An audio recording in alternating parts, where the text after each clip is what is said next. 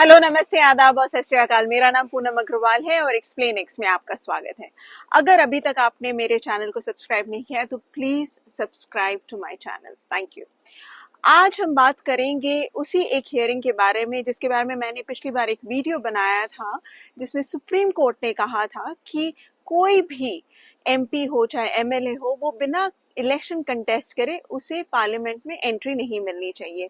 Supreme court ने hearing के दौरान ये भी कहा था कि अगर कोई एक कैंडिडेट बच जाता है और कोई और बाकी सारे जितने भी कैंडिडेट्स वो अपना नॉमिनेशन विड्रॉ कर लेते हैं, तब इस हालत में भी उस कैंडिडेट को कम से कम 10 से 15% वोट शेयर जीतना चाहिए, तभी उसे पार्लियामेंट में एंट्री मिलनी चाहिए। ये उन्होंने कहा था एक पिटिशन के बेसिस पे जो कि सुप्रीम कोर्ट में फाइल किया गया था, और उसमें इन्होंने ये चैलेंज किया पिटिशनर ने कि किसी भी एमपी या एमएलए को पार्लियामेंट या असेंबली में एंट्री बिना कंटेस्ट करे नहीं मिलनी चाहिए एंट्री।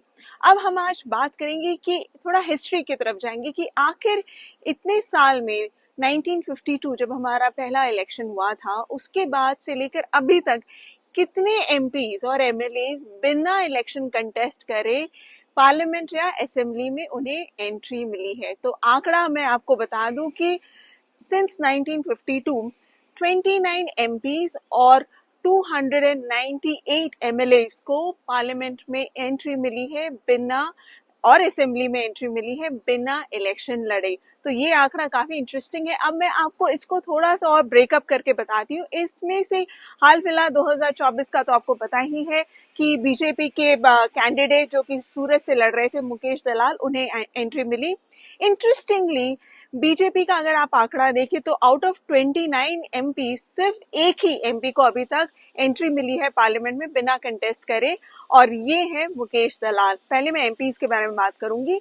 आउट ऑफ 29 एमपीज कौन से स्टेट में सबसे ज्यादा एमपीज बने हैं बिना इलेक्शन लड़े?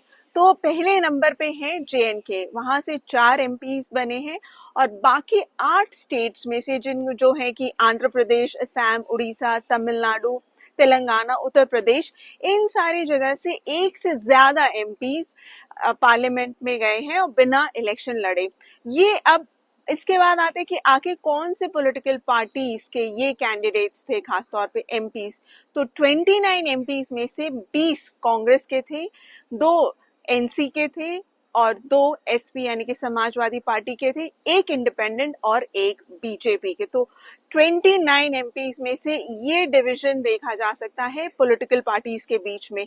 अब इसमें से एक इंटरेस्टिंग फैक्ट और भी आया है जो कि इंडियन एक्सप्रेस ने अपने आर्टिकल में मेंशन किया है कि सिक्किम और श्रीनगर से 2 एमपीज अनअपोज्ड 2 बार इलेक्ट हुए हैं। अब आते हैं एमएलएज में। तो एमएलएज है 298 एमएलए सिंस 1952 अभी तक इलेक्ट हुए हैं। लेकिन एमएलएज में बिफोर मैं आपको ये ब्रेकअप बताऊं, उसके पहले एक इंटरेस्टिंग फैक्ट ये बता दूं कि 1952 इलेक्शंस जब पहली बार हुआ था भारत में, आजाद भारत में, उसके बाद करीब करीब 8 से 9 साल तक काफी सारे एमएलएज बने हैं आपके बिना इलेक्शन लड़े, वो असेंबली में उन्हें एंट्री मिली। लेकिन उसके बाद ये एक रेयर फिनोमेना हो गया। सो 298 एमएलएज जो बने हैं अनकंटेस्टेड, उसमें ज्यादातर उस दौरान बने, बट उसके बाद काफी रेयर फिनोमेना के तौर पे ये देखा। अब आते हैं ब्रेकअप पे।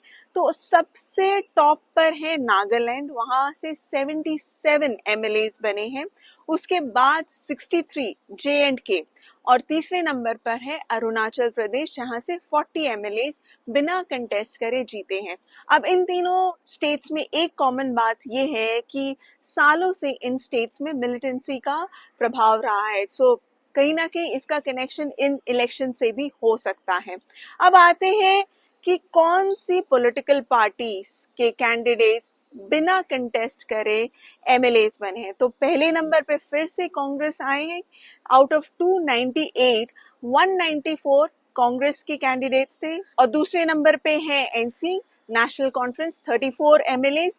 तीसरे नंबर पे बीजेपी है जिनके 15 एमएलएज बिना कंटेस्ट लड़े हैं, और 29 इंडिपेंडेंट कैंडिडेट्स हैं। तो आई होप आपको ये आंकड़ा इंटरेस्टिंग लगा होगा। बड़ा ही इलेक्शन एक बहुत ही इंटरेस्टिंग चीज है। अगर आप इसके डेप्थ में जाएंगे तो आपको पता लगेगा कि किस तरह से हमारा इलेक्शन सिंस 1952 से लेकर अभी तक कितने सारे एस्पेक्ट्स है जिसके बारे में हम सोचते नहीं है, बात नहीं करते। तो ये मुद्दा भी जहां पर हम देख रहे हैं कि किस तरह एमएलएज और एमपीज को बिना इलेक्शन लड़े पार्लियामेंट और असेंबली में एंट्री मिल जाती है, वो तो ऑफ कोर्स जो कैंडिडेट एमपी या एमएलए बनते हैं वो तो बहुत खुश होंगे। लेकिन सवाल ये उठता है कि क्या इन कैंडिडेट्स को एंट्री मिलनी चाहिए या नहीं मिलनी चाहिए? आपको क्या लगता है, आप बताएं।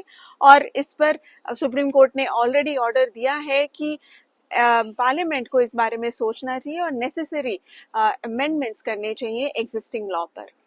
आई होप सो आपको ये वीडियो पसंद आएगा। Please do like, share and subscribe to my channel and please join my channel if you really like the content of my channel. Thank you so much.